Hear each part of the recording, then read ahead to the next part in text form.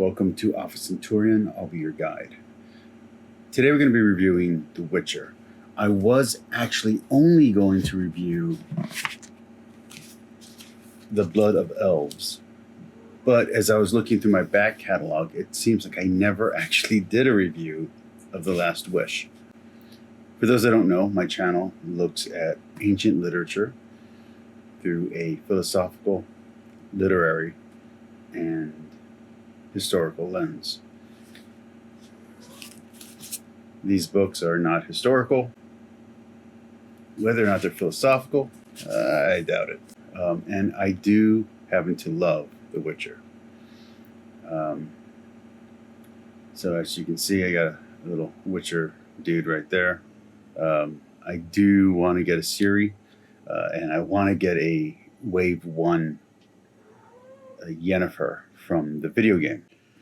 So these are very feminist heavy books. The women are encouraged to be women. The women are strong and capable. Geralt's kind of a moron. just very funny to have the hero just be dense. Let's go through this just real quick. Last Wish is basically a collection of dark fairy tales kind of retold through the lens of The Witcher and through the lens of the author. It's really cool. If you watched the first season of The Witcher on Netflix, or if you played Witcher 3, you will have played through a lot of these stories. A lot of these stories come straight from this book. This is amazing. The Last Wish is written very well. It develops Geralt very, very, very well. It does give some much needed context to Yennefer and Triss that you don't even get in the first, let's say, 2 books of the Witcher series outright, or the proper Witcher series. I got these. You can also get the Netflix version, which is not, it shouldn't be any different. If you do the audiobooks, the audiobook version of Time of Contempt for some reason is shorter and missing elements from the previous rights holder to the audiobook. So I would get the previous version. They're both available on Amazon. I would just get the previous one that has the full context of the book. That being said, The Last Wish is an amazing book. Read it if you love The Witcher, if you love fantasy. It's really cool. Let's move on to The Blood of Elves, the first book in the Witcher series. Geralt is not who you understand him to be by the TV show or by the video game. He's just basically a dude. He is kind. He's mercenary. He wants to be left alone. And he's found himself responsible for a little girl. The story doesn't really explain all the machinations of how this girl came into his custody. You'd have to read The Last Wish for that. But it's him taking care of this girl who's bonded to him. And through the story, they become family. He takes care of her. He takes her to his home where he grew up. There is not this animosity to feminine power that you see in the Witcher series. That's not present in the books. The books and the video game tie really well together. So if you actually read through all the books and then play the video game, at least Witcher 3, you will get a complete narrative for the story. Witcher 1, the video game, I've watched the cutscenes. It's very interesting. And it kind of takes place right after the end of these books, of this series. Witcher 2 was a very frustrating game to play. At least through watching the cutscenes, it does connect a little bit to the books. Witcher 3 is very lore heavy and draws directly from the books and milks a lot of the best stuff that you're going to see in the Netflix series. That being said, The Blood of Elves, Ciri is like 12 years old here. She's not a grown adult like she is in the TV series. She's a young girl, and she's traumatized by war, and she's projecting and bonding with Geralt. And Geralt takes this responsibility very seriously, but he also pushes it away. So he's constantly sending her to be taught by Triss, to be taught by Yennefer, to be taught by this school or by that school. And Ciri, for the most part, is very likable. If you watch the TV series, you might not get that. But in the book, she's adventurous, she's kind, braver than her capabilities. And she's very flawed. All these characters are very flawed. Even in the TV series with Henry Cavill comes off too competent. In the game, you can fail a lot. In the books, Geralt of Rivia is just kind of guessing on what to do. It's the people around him who are making the big decisions, who are really the protagonist. If anything, he's the antagonist. He's the one trying to stop the action from happening. But he keeps on getting drawn in, which makes for a much more interesting story. He's more than just a reluctant hero. He's not an anti-hero in any kind of way. He just wants to make money. And there's this cool parallel in the third book and in The Time of Contempt, where a witcher is basically a lawyer, which makes you kind of guess how Andres feels about lawyers. I would recommend this book to anyone at all who's interested in The Witcher, with one caveat. It's not written as well as The Last Wish, and it's not written as well as the books that come after it. I don't know the history of how Andres did the writing, but my guess would be this one was the first one he wrote, and he hadn't developed his voice yet, and he hadn't developed the characters yet. He was learning the characters as he was going. That's how it feels. The narrative jumps around. Ciri goes from being a little girl to being a teenager. You get a lot of bonding moments and then time jumps. And then you go back to a key moment in the narrative as the story's playing out. And you see that a lot in the first season of the TV show The Witcher.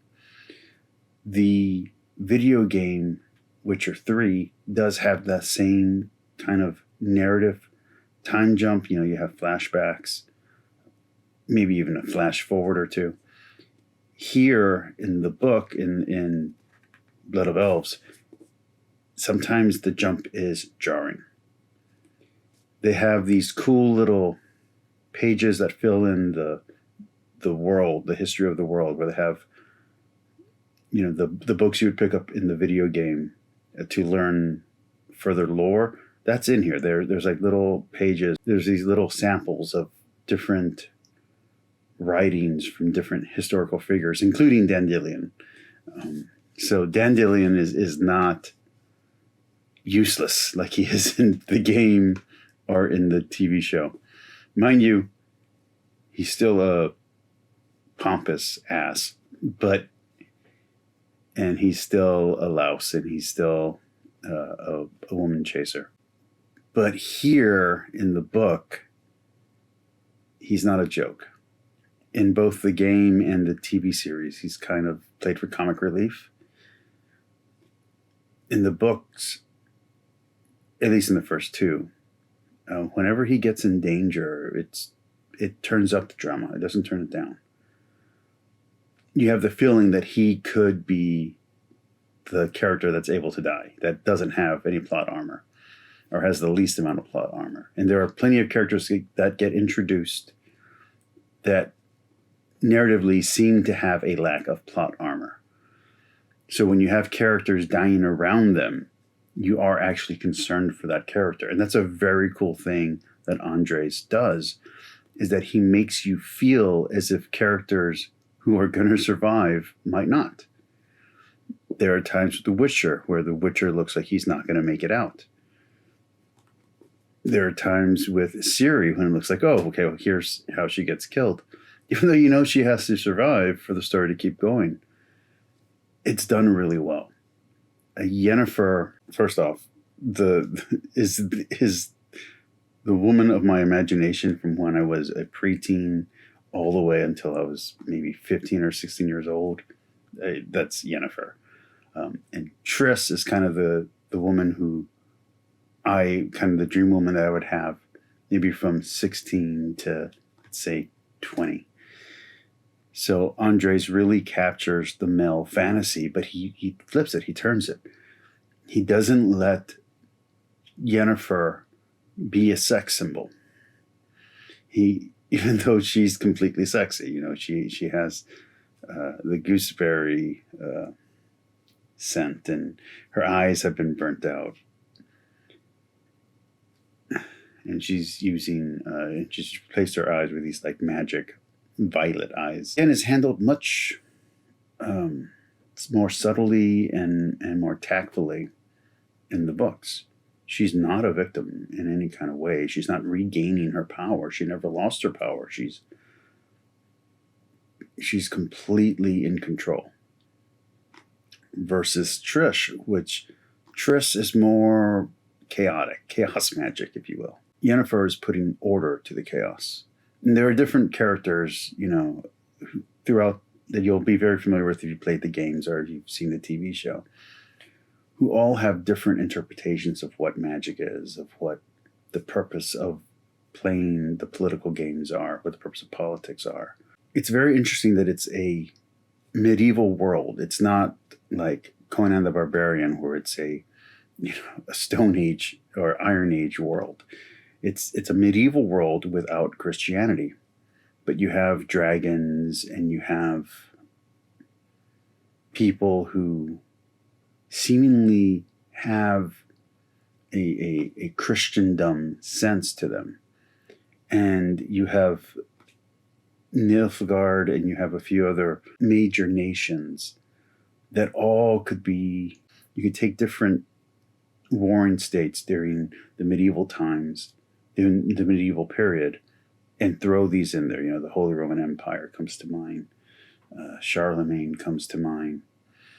This kind of stuff could be put into the story, but it's not. He makes a world, Andres makes a world where it is medieval. And there are dragons and there's all the symbolism, but whether it's from King Arthur, which King Arthur is a very Christian character, or whether it's from Beauty and the Beast, while he's taking these myths, he's not Christianizing them. He's keeping them in this kind of world of vague paganism. And it really helps the story feel like it's not of this world. Another thing that's interesting is that there seems to be a hint that the humans entered this world versus monsters entering our world, which is kind of different than the game and the TV series. Again, there might be a future revelation in the books. I'm reading the series in order that shows that it's actually different. There are characters who are set up here who are untrustworthy, who are lying about their identities. And if you've played the game, it's kind of already spoiled because you know exactly who they end up being. But that being said, playing the games does not spoil the books at all. And watching the TV series does not spoil anything of either the game or the books. So even if you feel like you don't need to, I would still read the novelizations because the novels came first. They influenced the video game. And if you read the novels, I would definitely play Witcher 3. I don't think you have to play the first two. So my review of The Last Wish is a 5 out of 5. My review out of the Blood of Elves is going to be a 4 out of 5. These are great books. This is a great series. If you haven't read these books, you should. Peace, like, and subscribe. Talk to y'all later.